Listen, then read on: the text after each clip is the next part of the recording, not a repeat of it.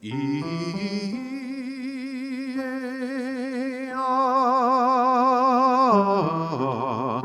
ooh.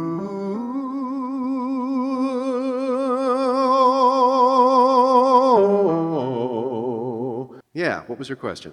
Um, One question, when I am on an E or an oo vowel, I can navigate through my bridge with pretty much no breaks, but as soon as I go to ah, it's a disaster. Is that normal? That's very normal, okay? Yeah, so first of all, narrow vowels have a much faster access to the high voice, okay? Because they lengthen the vocal tract, they put it in the right position to sing through the bridge. And when you sing ah, or a more open vowel, you're changing the whole position of the vocal tract. So it's completely normal that you're gonna find more success and more control on small vowels, more narrow vowels first, okay? So you do need to be patient. What you can also do, and these are not easy, but they will progress you, is you can start doing series of vowels that gradually open.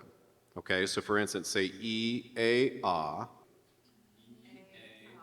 Okay, that's like small, medium, large, okay, getting gradually more open, and try oo, and then use the vowel, kind of like could, would, good, ooh, and then open up to something like or o, okay? So for instance, if I'm doing just even some classic arpeggios, I can start singing something like this.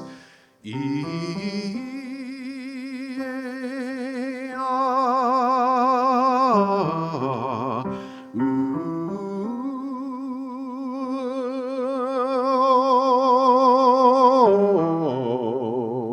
Okay, and what that's going to do is start to transition the control that I find on the smaller vowel into the more open vowel. What we need to understand is that the vocal cords don't actually know what vowels are.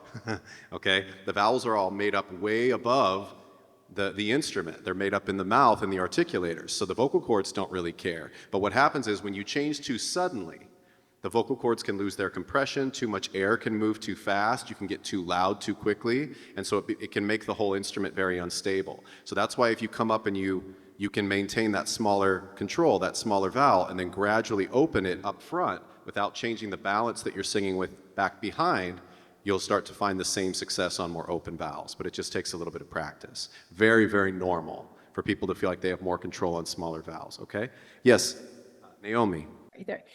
There I we have go. the exact opposite problem. So I can't do the E and the smaller vowels I top out earlier. With the O's, it seems I can have a higher range. It's not lovely up there, but at least I can access it. So Yeah, do I just keep practicing? absolutely keep practicing, but everyone needs to be aware. So what you want to do is start with your most successful vowels. What she's saying is it's sort of the inverse issue for her. A lot of people, when they move to smaller vowels, sometimes they over squeeze a little bit. Okay, so be very conscious of how I'm saying that, like the small oo and e vowel need to be round in the lips. Okay, what's also very inverse about the voice and kind of counterintuitive is when you are smaller in the front of your lips, the back gets bigger.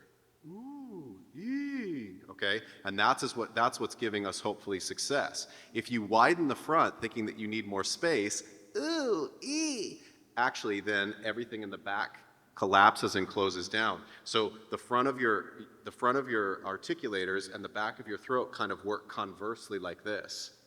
And if you use smaller, rounder lips, you should get more length inside. And if you use a wider embouchure, everything inside starts to diminish and close up. So if you're working with kind of a wide oo or e, and you're thinking that you need to open up, what you may be doing is actually closing off access. Okay, so it can feel very counterintuitive, but because when we start to sing higher, we think I need to open up bigger. Okay, and again, a lot of this, guys, is not like it's not like for the rest of your life. If you sing a high note on ooh, it's going to be tiny. But the point is you have to develop freedom first, then you can start to, again, open the mouth for color. So you'll see a lot of your favorite singers, they'll sing an oo vowel and they're going like, oh, and it's kind of open, but that's because they've already developed the freedom to get up to that note, and now they're opening it for an acoustic change and for a color. Okay? So a lot of these things are two steps. We talked about larynx position a couple weeks ago, or maybe even last week, and remember we said, like, you have to get freedom from your larynx first, and then you can start actually using a high larynx or using a low larynx for a stylistic change or a color. Okay? But first you've got to have independence from the larynx. And the same thing. First you need to get successfully into your high voice on all your vowels, and then you can start playing with them and making choices for style and color. Is that cool? Okay. So try, it's great, but for every one of you, you're going to have vowels that feel more successful and vowels that feel less successful, and you want to kind of work with these series.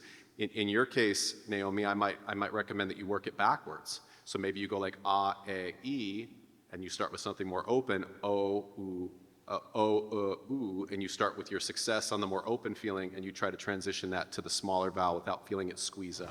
Interested in more voice training? Visit us at wolfstudiosnyc.com.